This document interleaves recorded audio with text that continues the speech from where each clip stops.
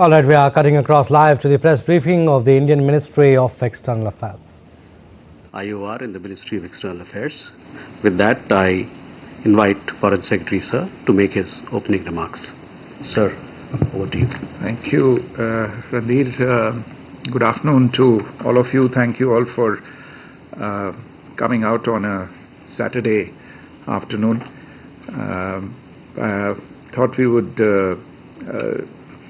share some pointers on the state visit that the Prime Minister Shri Narendra Modi will be undertaking to Mauritius next week.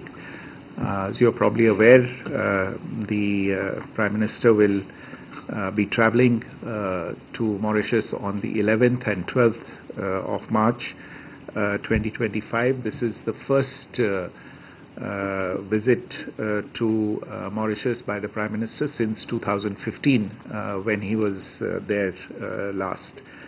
Our relations with Mauritius are of course rooted in shared history, culture and a very strong and robust people-to-people relationship that goes back several centuries. Mauritius is also one of our key partners in the Indian Ocean. It's a close maritime neighbor. You would recall, for instance, that it was in Mauritius in 2015 that Prime Minister had articulated Vision Sagar, security and growth for all in the region, which underscored India's commitment to the Indian Ocean region. With Mauritius, there is also a very strong development partnership. We have been privileged to have been a preferred development partner for Mauritius and have undertaken several economic development and capacity building initiatives in Mauritius. India has also extended HADR support and provided necessary assistance in the augmentation of defense and maritime capabilities of Mauritius. In the last 10 years, the relationship has deepened significantly, and today, indeed, the India-Mauritius relationship forms a very, very important pillar of our Vision Sagar. You would also be aware that following the elections that were held in November of 2024, a new government led by Prime Minister Naveen Chandra Ramgoolam has taken office. Prime Minister Modi was the first world leader to call him and congratulate him on his electoral victory. The visit next week will therefore provide an occasion for early engagement between the two leaders. It will come in the right in the beginning of a fresh term of office for Prime Minister Ramgoolam and of course Prime Minister Modi also into his third term of office. So the visit is indeed a very timely visit and will enable both sides to take stock of bilateral ties and provide orientation to engagement in the coming months and years. One of the highlights of this visit is that the Prime Minister is being invited also as the chief guest for the National Day celebrations of Mauritius, which will take place on the 12th of March 2025. If I am not mistaken, in 2015 also Prime Minister was the chief guest on the National Day in Mauritius. On the occasion of the National Day, a contingent of the Indian Defence Forces will participate in the celebrations. There will be a ship from the Indian Navy that will be present in Mauritius for the occasion, and in addition the Indian Air Force's Akash Ganga skydiving team will also participate in the ceremonies. Insofar as the elements of the visit are concerned, Prime Minister will arrive in Port Louis very early in the morning of the 11th of March. He will receive a ceremonial welcome on his arrival.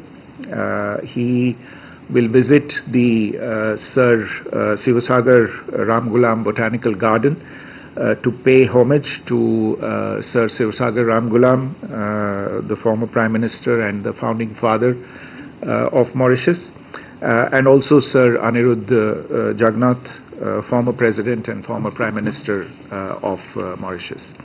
Moving on to the other official engagements, the Prime Minister will call on the new President of Mauritius, His Excellency Mr. Dharamveer Gokul, and this will be followed by bilateral meetings with Prime Minister Ramgulam. It is expected that there will be meetings with other political leaders during the visit. Prime Minister Modi and Prime Minister Ramgulam will together inaugurate a few projects that have been implemented with Indian assistance, and will also witness the signing of several MOUs on cooperation in the field of capacity building, bilateral trade, tackling of cross-border financial crimes, and promoting small and medium enterprises. There will also be an interaction with members of the Indian community, Friends of India, and socio-cultural organizations in Mauritius during the visit. These engagements will be spread over the 11th and the 12th of March, and 12th March, of course, will be the main National Day celebration. So that is more or less the elements of the visit and some of the things that are likely to happen during the visit. Let me stop there, and if you have any questions, I'll try and answer those. Thank you. Okay. Here we have Siddhant here. Hi, sir. Siddhant from Vion. Sir, Chagos has been an issue for Mauritius, and last year we saw the pact being signed or announced by UK and Mauritius. So how much on that there will be a conversation during the Prime Minister's visit? Do we expect the Mauritian side to brief on what's the update, because there is a change of guard in Mauritius? So if you can perhaps elaborate on that. Anksha. Excellency, this is Anksha Matra. Sir, is it possible to elucidate if we have something with the Agalega base, which is the defense capacity built by India? Also, if you can explain about the capacity building projects as well as the ones on financial crimes. Thank you. Rishabh. So, Foreign Secretary, good evening. Rishabh from Times Now. So, Mauritius is part of Global South and a very prominent member of Global South. There is a persisting issue of tariff that is being announced around Global South as well. Will there be discussion on that as well? So there is a sense of discomfort in Global South countries about the tariff from US being talked about. So being a de facto spokesperson for Global South, will India be discussing that with Mauritius as well? Krishna Mohan. Sir, Krishna Mohan Sharma from Bharat Express. Mauritius is a sort of facing a lack of skilled human resources, and we have ample of human resources. Is there any possibility that we will have a sort of talk or deal on the exchanging human resources from India to Mauritius?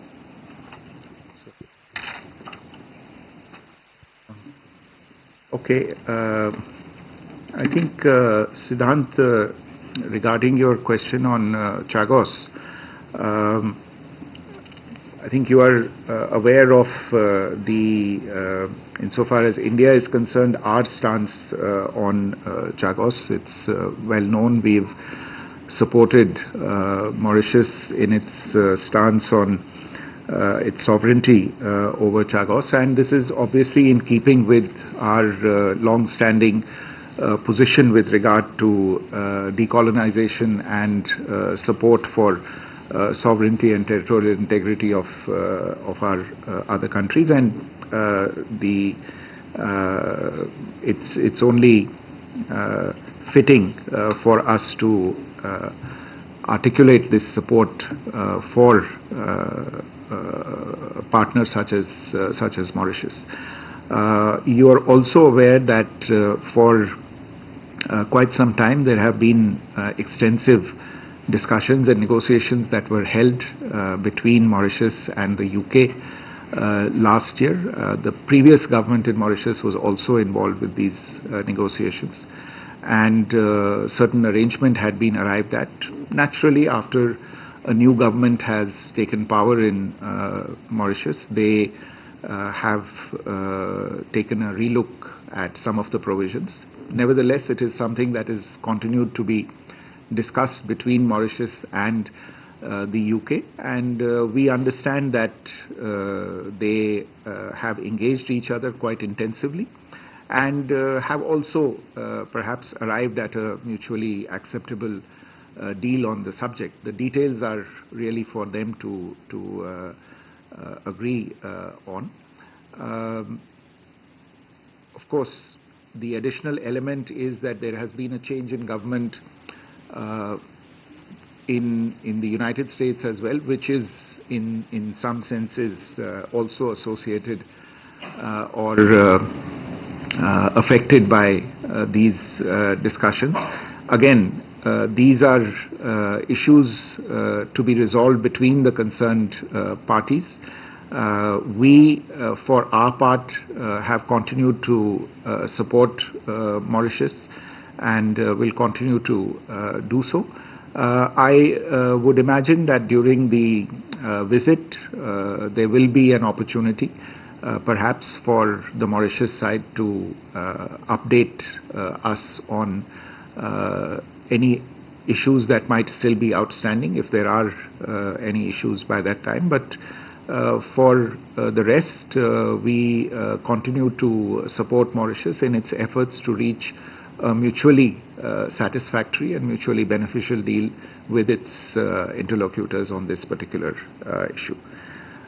Insofar as the question on Agalega was concerned, again, I think it was on the previous visit of the Prime Minister in 2015 that an MOU had been signed on the improvement of facilities on Agalega Island for sea and air connectivity.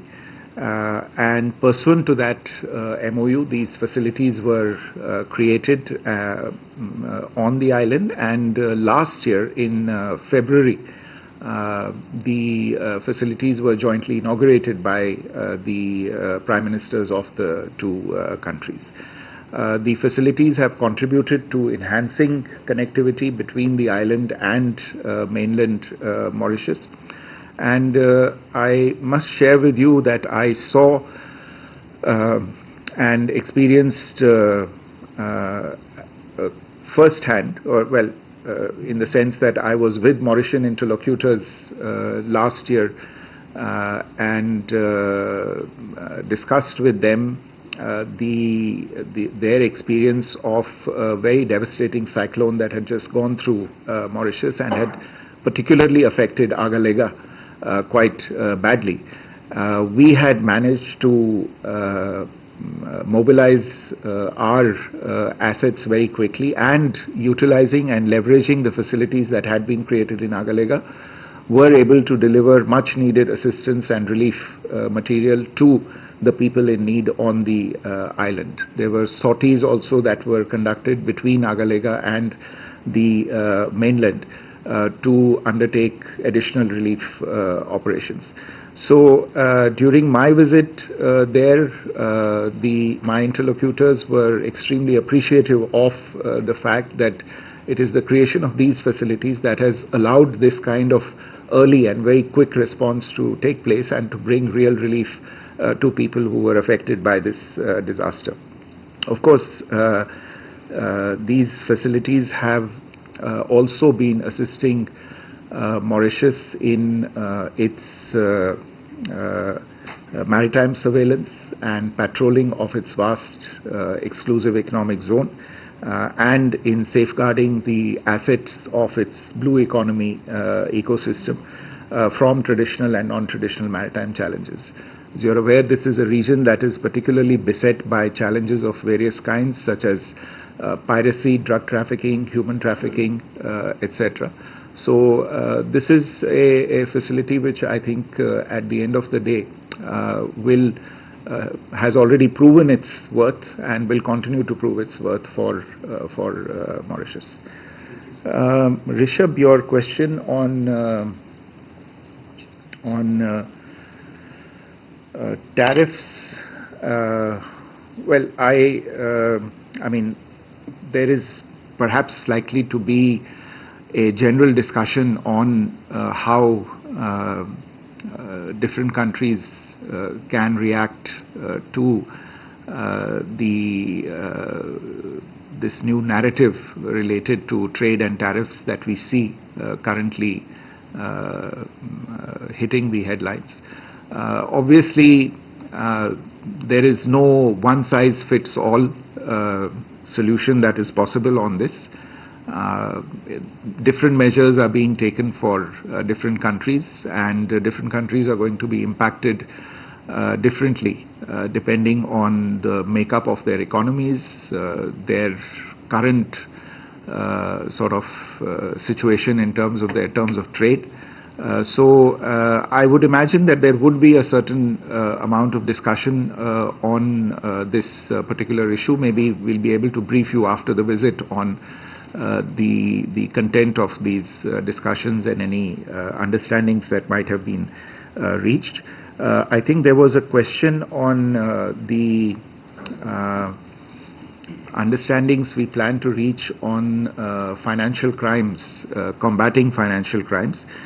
This is a memorandum of understanding that is proposed to be concluded between the Enforcement Directorate and the Financial Crimes Commission of the Republic of Mauritius. It essentially aims at providing intelligence and technical assistance cooperation on anti-corruption and anti-money laundering activities, and it will also help in identifying emerging trends, knowledge exchange, and adapting to new methodologies in this particular area. We'll share more details with you once the final agreement has been signed. Krishna Mohan ji, आपका सवाल था about lack of skilled human resource in Mauritius. सही आपने एक तरह से इस सवाल को पकड़ा है, क्योंकि ये एक ऐसा इशू है जिसके बारे में बातचीत चल रही है, और इस विजिट के दौरान तो नहीं, लेकिन हमारी आशा है कि मॉरिशस के साथ इस बातचीत को आगे ले जाया जाएगा, और जो हम ह्यूमन रिसोर्सेज और स्किल्ड रिसोर्सेज के बारे में जो आदान प्रदान कर सकते हैं, उसके बारे में आगे बातचीत होगी और समझौता होने की भी संभावना आगे है इसको लेकर.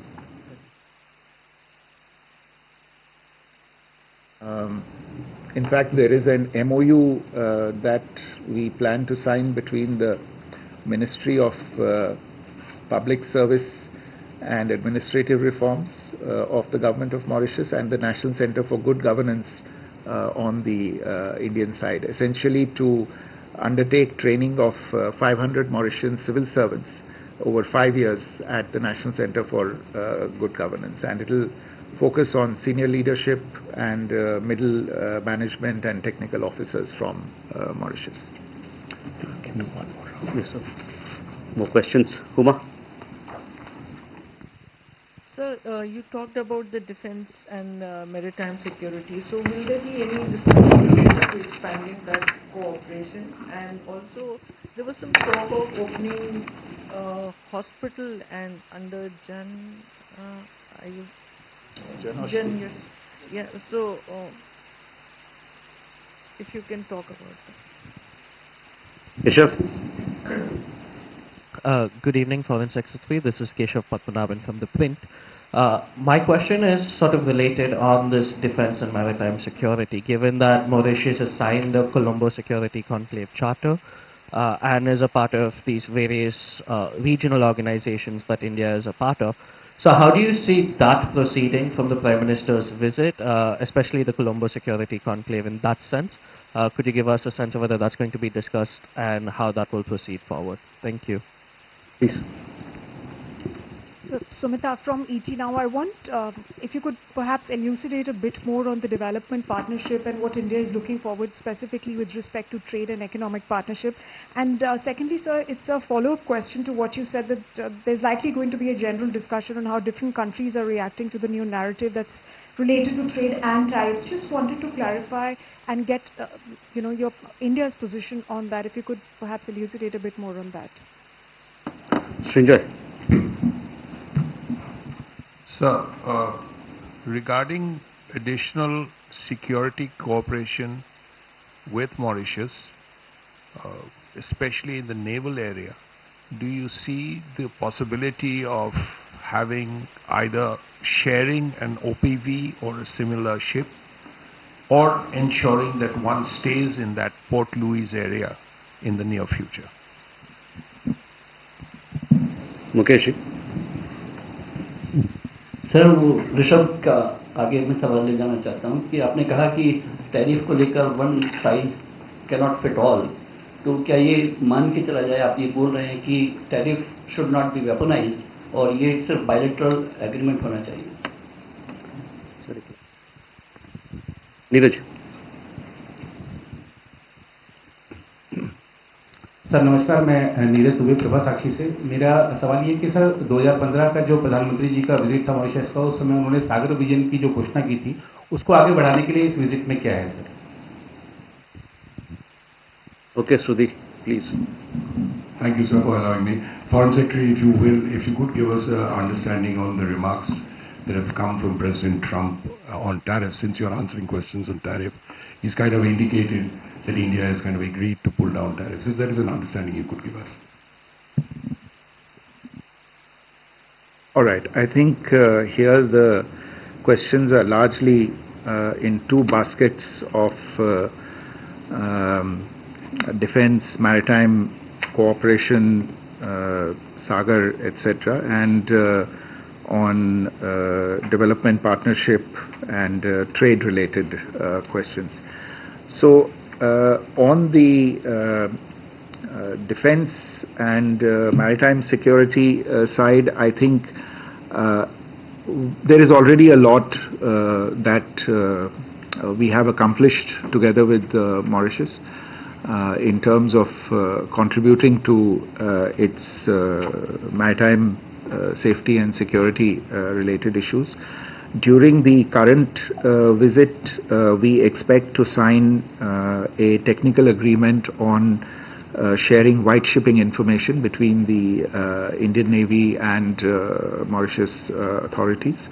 It will further enhance maritime security of Mauritius, safety of its trading corridors, and enhance regional cooperation in real-time sharing of data. Will enable Indian authorities and Mauritius authorities to cooperate in preventing illegal activities, improve Mauritius's maritime domain awareness in the region. This will involve not just the Indian Navy but also the Mauritius police force in an effort to combat these kinds of activities. There is an allied MOU that will be signed between the Indian National Center for Ocean Information Services. This is in COIS with the Ministry of Earth Sciences and the Prime Minister's office from the Mauritius side, which also establishes a comprehensive framework for cooperation on ocean observation, research and information management, and enhancing maritime zone management in Mauritius. This will involve a lot of technical activities such as ocean modeling and focus on capacity building and training in this particular area. There will be engagement on the latest technologies, collaboration on best practices, data management, remote sensing, etc. We'll provide details of this once this is done between the two sides. On the related question of a platform in Mauritius, I think we have already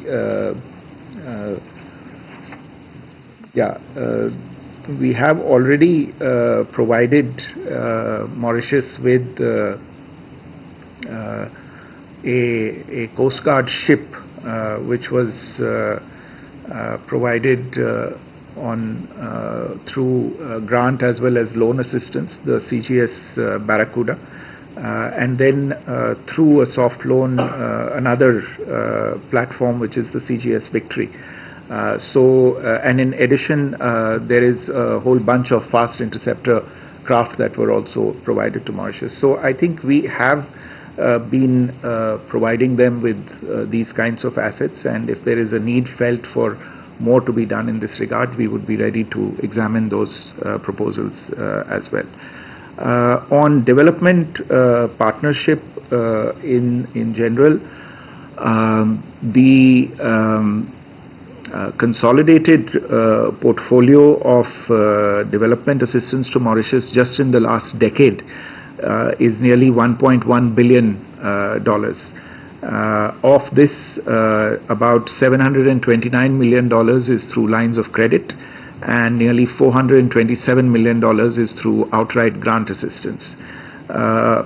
The bouquet of projects that has been executed contains everything from 3 phases of the Metro Express. This is one of the most striking things that you can see across the Mauritian landscape today. An ENT hospital, social housing units, the Supreme Court building, Civil Service College, which is going to be, I think, inaugurated during the coming visit. I think Huma had a question on health-related issues, so there is an area health center that will also be inaugurated during the coming visit. There is a scheme under which e-tablets were provided for school children, firefighting pumps, medical clinics, solar projects, and I've already mentioned what we've done in terms of the naval and coast guard assets that we've provided. So essentially there is a very wide spectrum of development cooperation related projects that has been done, and we are continuing to work on other projects now in the run-up to the visit as well. Insofar as the questions related to trade and tariff are concerned, I think I know there is a lot of interest in the statements coming out of the United States. I will not get into that at this point in time because these are ongoing discussions, so it would not be right to get into it.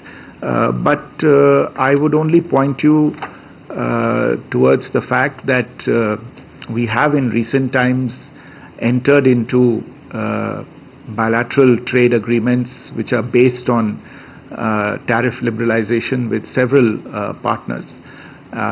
There are ongoing discussions with several other partners on these issues now, and I think the ongoing discussions should be seen in that context as well. So I think that is our general approach, and I think it applies to any such engagement that we have with any country on these issues, on potential trade agreements, etc. And Neeraj ji का सवाल था सागर vision के बारे में, तो जैसा मैंने कहा जो समझौते इस यात्रा के दौरान किए जाएंगे, टेक्निकल एग्रीमेंट जो है वाइट शिपिंग इंफॉर्मेशन के शेयरिंग को लेके, ये एक बहुत महत्वपूर्ण समझौता है जो कि सागर विजन को और आगे ले जाने में हमारी मदद करेगा. With that, ladies and gentlemen, we come to the close of this press briefing. Thank you very much. Please keep following us for more updates on the upcoming visit. Thank you. All right, so this was the press briefing of the Indian Ministry of External Affairs on PM Modi's state visit to Mauritius on March 11 and 12.